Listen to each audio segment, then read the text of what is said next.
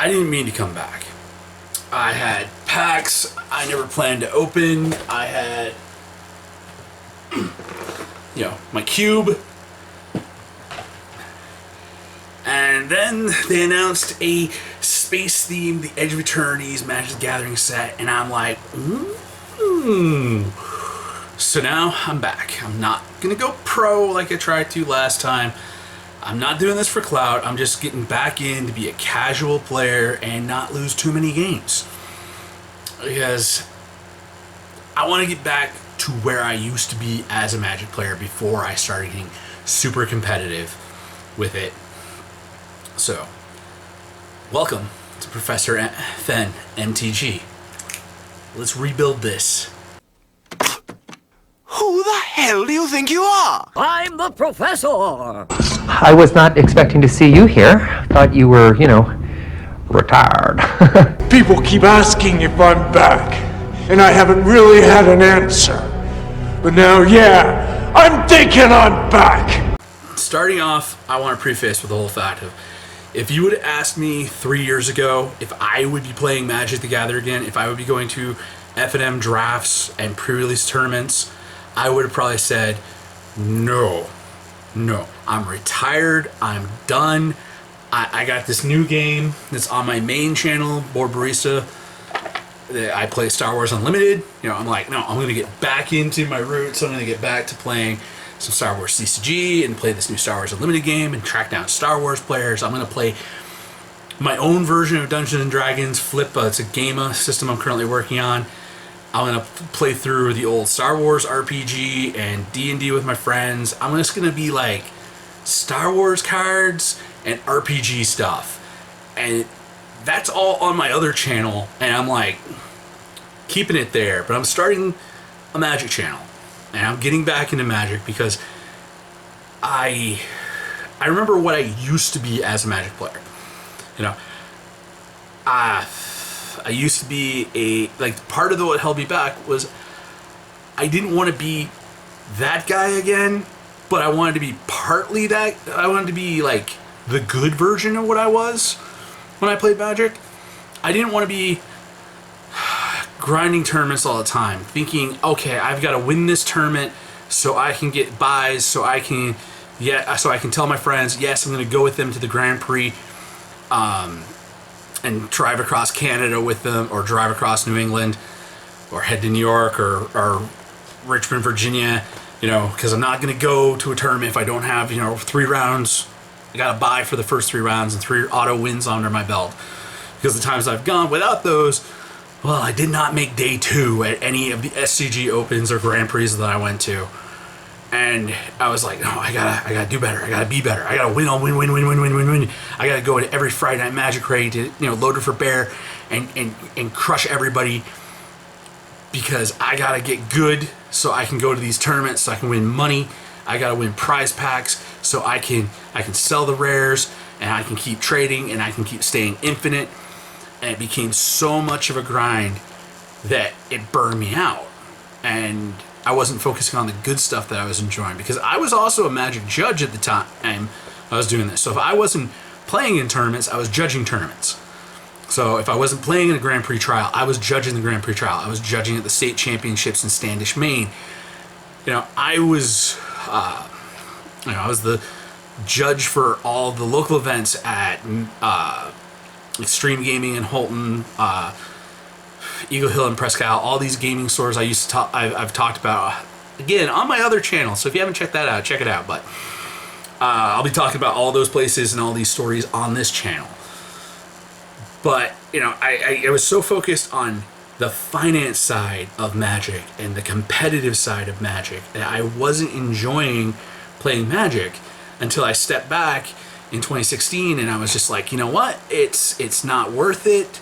I'm traveling. I'm burning through my collection just to stay ahead, to have the top meta deck, and to be able to go to tournaments. And I was getting to a point where, I was just wheeling and dealing, and I kind of like that. But it was wheeling and dealing to get the cool cards is the fun side of wheeling and dealing, but wheeling and dealing Magic cards for a living was just bad. And it was right around 2016 when I tried opening a shop with a friend of mine. That didn't go too well. That's a story for a later day. But we're still good friends, and it was a learning experience, and it helped me out. It allowed me to help out Extreme Gaming when they started their shop. It helped me learn a lot about what not to do for community building and how to build a community when I was building it at the Cup Cafe before Extreme Gaming opened in Holton, and then was replaced by Shiretown Gaming. Again, another story about community building, but I love talking about the community building. I love about improving the skills, because part of when I was doing this grind, I was also a writer for Examiner.com, and it was right around 2016 when they rebranded, and all of us like content lifestyle creators got the little letter of like, we're sorry, we're rebranding, we no longer need you as a writer, we wish you the best of luck in your future endeavors, bye bye. Because they wanted to switch to events like artists and music venues and stuff like that. They wanted to focus on that, and the gaming and other stuff that they had on there just kind of was like, okay, we're getting rid of this, because it was like a big magazine style website and covered just about anything you can think of on it. And I was covering Magic for Maine, so I was getting paid to write articles about my trips to tournaments and stuff like that. So it wasn't just wheeling and dealing, but it was writing, giving advice, and I loved giving advice to new players. Telling people how to build their collections, how to build their trade binders, what to look for in in building a team, in designing a cube, all these cool things. They're not skills you need for right now. They're just skills that you need in general. Some good timely advice. Sadly, though, all that stuff came down off the website when Examiner.com, gave me the axe. Luckily, I backed up a bunch of those files, but I was never able to find. I got a bitter taste in my mouth, and I wanted to walk away from the writing side of it, so I never really tried to get back to being writing about it. So I just kind of stopped. I played casually with my friends. We started just doing Cube and Commander, and that became, Cube and Commander, top two popular formats of all time for Magic right now. That's like everybody plays Commander. Not a lot of people play Cube, and I'm a bit of a Cube advocate, as you see me talk about Cube way too many times. So I've hit on some of the topics about what this channel is. So a lot of things in life are defined by what they're not. So I'm not a Magic News channel. I'm not going to be in here. There is better sources for Magic News. Purple, the Magic Historian, his channel is amazing for Magic News. You want to get your Magic News, you go talk to the Magic Historian. I'm not a pack value tracker. Okay, I do daily crack-a-pack videos, but I'm not keeping track of I got a 15, 20, 50, 60, $80 card in this pack. Ching! No. I'm just going to open packs, and if I see something in there that's baller, I'm like, damn, that's a good card. Or, hey, I really had a good time drafting this card. I will comment on those cards. And if it's something that I personally think should be in my, I'm planning on putting in my Cube and in my Commander decks, then I'll give a shout out for that. But I am not here to make you rich and give you sage financial advice for Magic Gathering. If you want sage financial advice, and the guy who actually helped me through some later parts of my Magic finance career, you go talk to Rudy at Alpha Investments and watch his videos. He's your finance guy. So primarily this channel is a story of rebuilding. So like I said, I had some unopened packs. I got my Cube, the unopened packs. I'm cracking them. I've already cracked them, but I'm going to slowly show you the packs as they get cracked on the channel every day. Any packs that I win, from going to tournaments, I'll put those in. If I end up selling off a bunch of my bulk and some of my rares to different, usually I do Card Kingdom and a few of the other big websites. I'll trade in stuff what I don't really need to get store credit. I'll probably buy a few individual singles for the Cube, let you know, hey, I updated the Cube in my Commander decks with this stuff, and also be like, hey, baby, if you guys want to, donate, or we get enough likes, shares, and subscribes that I got some cash rolling in, I'll buy some boxes. But I'm not gonna take money from my day job to put it into this channel, because I want to show you all how to set your goals for building your collection and do that financially responsibly by drafting, by playing limited, by making smart trades, by developing your trading skills, and also using these buy lists on these websites to be able to use the sort credit. The tricks I kind of use to go infinite, but do it in a sustainable manner, sustainable collecting. So you're not going out and you're just ripping through your budget every week and going, oh shoot, man, now I just got to eat Hot Pockets and Cheetos all week because I can't afford anything else for groceries. I've been there. I've seen Magic players do that, and I'm like, dude, why is your apartment? It's just ramen noodles, like cases and cases of ramen noodles, man. You need to get some lettuce in here, some roughage, some veggies, man. At least some onions and peppers to throw into the ramen. But that's me going down a rabbit hole. So it's talking about rebuilding, going down some rabbit holes, and building a collection. The other thing is some of my field guides, like how do you prepare for a tournament? What should you have for like your everyday carry gear in your gaming bag? How much of your collection should you really bring to a store? Those kind of things. Like, we're gonna have some discussions about that. So like I said, the plan is we're gonna do daily Kraken packs. We're gonna have one video a week where I sit down and chat with you like this and offer you my sage advice and wisdom, which you can take to heart, or you can completely ignore, or you can hop down in the comment section down below and tell me exactly why I'm wrong in a full 5-page dissertation if you feel like it. I'll also cover if I gone to tournaments, give you a little heads up of how I did. Today, while you're watching this, I'm actually going to be going to the Save Point over on the West Bank in New Orleans to play in the release day draft for Edge of Eternities. Beautiful set. When I did the pre-release tournament, I know it's a really quick little news about the pre-release. When I did the pre-release tournament, I built a red-black Void deck, basically using a lot of the Void triggers. Ended up going to a 2-2 finish. Definitely would have been in the top 4 if we would have cut after 3 rounds, but playing that, I lost round 4. That dropped me out of the top 8 and dropped me down into the top 8. I think finished 5th place because one of my only losses was to, I had really good tiebreakers because the guy who I lost to in the first 3 rounds was the guy who ended up winning the entire thing. So I was either 5th or I was 6th. So I ended up really good finish in a top 8 out of 16 players. I felt comfortable with that after not playing a single competitive game of Magic in 9 years. I played a few competitive Commander tournaments, but that is nowhere near what it's like playing a sealed deck. I seriously took a 9-year break since the last time I played a sealed deck tournament, and that was just whoa. Good to come in there with a 2-2 finish coming out of retirement. It's like having a 2-2 finish on your first ever tournament. It's a great achievement. Everybody out there who's gone 2-2, you're doing good, man. You're breaking even.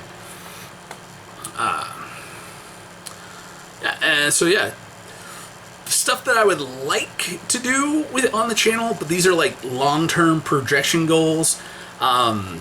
Probably, so I know I want to do some deeper dive teaching moments in the videos. I do want to, I would be nice to provide some mentoring if people are interested, but that's something I don't really have the time for, but I am open to it in the future. Maybe if a Patreon account thing, if there's interest in it.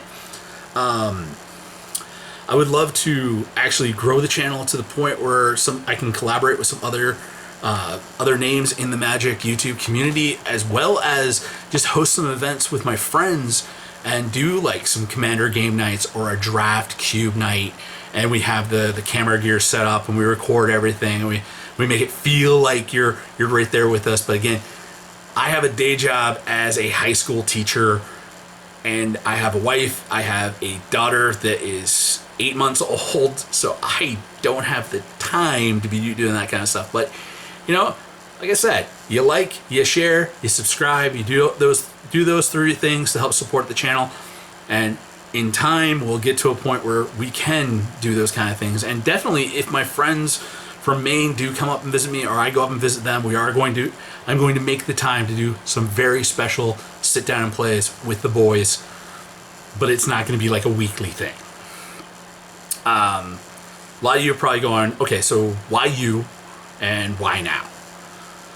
Well, I know that the current MTG's YouTube scene, it's flooded. There's people all over the place doing their own content, but I feel like a lot of it's that news content. It's the whole thing of like, here's what's going on, and it's trapped into that repetitive spoiler season. It's like, here's the new cards, here's the new cards, here's the new cards. Hey, you just got new cards? Here's some new cards coming. And honestly, partly that burned me out and kept me away from Magic, because the speed at which sets come out all the time, and staying on top of all the competitive formats, legacy, vintage, modern, standard, pioneer.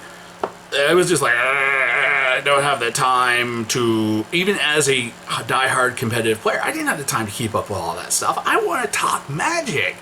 I don't want to talk Magic news. And a lot of people have to talk Magic news. They got to talk the Magic, competitive news. They got to talk the new cards. They got to talk the new rules. They got to talk the new swings and changes in finance. But I just want to talk about playing Magic.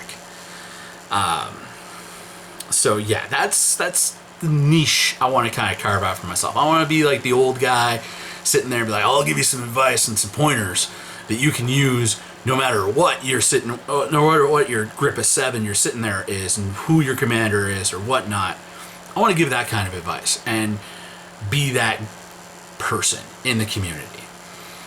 Because I've been that guy in the community. I've been part of, like, Mages and Sages was a shop that started from nothing. The players were just casual kitchen table players. They didn't know how to go, like, any deck building websites. They didn't know any of, like, the math shortcuts for creating your mana base. Like, they didn't know all those super, like, advanced playing skills. They just knew, like, okay, I tap this, I play this. Oh wait, well, this is happening. How does that resolve? I don't know. Let's kangaroo court argue it. And it's like, no. This works like this. Apply your layers. This kind of judge ruling type of stuff, the weird shenanigans stuff that happens. So that way you don't get, that way you're on top of some fringe corner cases that might come up. I want to do that type of stuff. And also, as I'm talking about Magic and I'm sharing my passion with you, and we're both getting hyped and excited, and we're like, yeah, we're talking, we want to play. I want to do that. I want to share my passion, so it builds my passion for the game, builds your passion for the game, and we got joy and a sense of community. And I'm not just here looking to kick ass, shoot and chew bubblegum and be all out of bubblegum. No, I want to sit here and I want to be like, yeah, let's have some fun. Let's build some crazy commander decks, because I only have the precons, okay, for Edge of Eternities. I have not rebuilt any of my crazy shenanigan commander decks, because my cube, well, it's cool, and we'll talk about it later on. We'll do a whole, like, this is what my cube is video. It's designed for cubing, so it's a lot really cool, like, aggro stuff, and really cool, like, combo stuff, and a lot of mid-range stuff.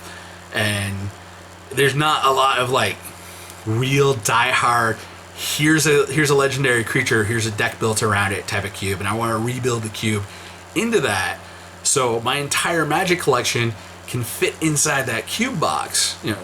720 cards plus basic lands inside of one box, and I don't have to worry about, like, having, I think you can see all the Star Wars binders when I move my head that I have for Star Wars Unlimited and Star Wars CCG. I'm not trying to get a master set. I'm not trying to get 4 of everything or have 1 of everything.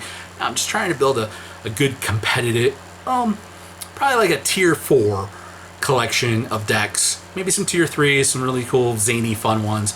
But then I can shuffle them all up and we can just draft the cards that are in my commander deck and create some cool, fun draft decks out of it. And have the fun of doing all of that. So, you know, I'm just a boy. Wait, I'll do this one. Once again, I'm coming before you, asking for your help. Yes, this is Bernie Sanders. Please, you know, like, share, subscribe. Those 3 things. It's a little bit. It's just a couple clicks for you, but seeing those numbers every day that go up on my YouTube channels, that brings me so much joy. As much joy as I am having right now, nerding out with you about Magic. I get that on a daily fix. My day's going bad at work, or I'm just getting into work and I'm feeling tired and I'm having that first cup of coffee. I'm like, oh man, why did I even get out of bed today? And I open up my phone, I look at my YouTube analytics, and I see comments and I see likes and I see subs numbers going up, and I'm just like, yeah, this is why I get out of bed in the morning. This is why I stay up late at night. I make YouTube content. And this is why I'm suffering in the mornings to see that people are enjoying my content. So if you are enjoying, please hit those buttons. You know, I like I said, other ways that you can help support are coming down the pipeline. I just want to get some content out there for everybody to enjoy before I start trying to do the monetization route. So it's going to be a while for a Patreon or merch or anything like that, but I will have some stickers coming in, and I will have a way for people to get their hands on stickers. If you're interested in stickers, I want to do a little sticker exchange. I'll talk about that when we get to our first video about trading and creating trade binders. But so there'll be some ways for you to get some Professor Fen MTG stuff without having to drop any cash on it. But yeah. I just want to say that this era of Magic in my life is not the era of Magic that I had 9 years ago. I'm not coming back I left Magic for a reason. I left it because I was burned out. I left it because I didn't want to be grinding. And I'm not coming back to grind. I'm not coming back to get myself burned out. I am coming here to share my wisdom with you, to share my passion with you, and I just go out and enjoy the Magic and play some games. I'll see y'all later. Peace.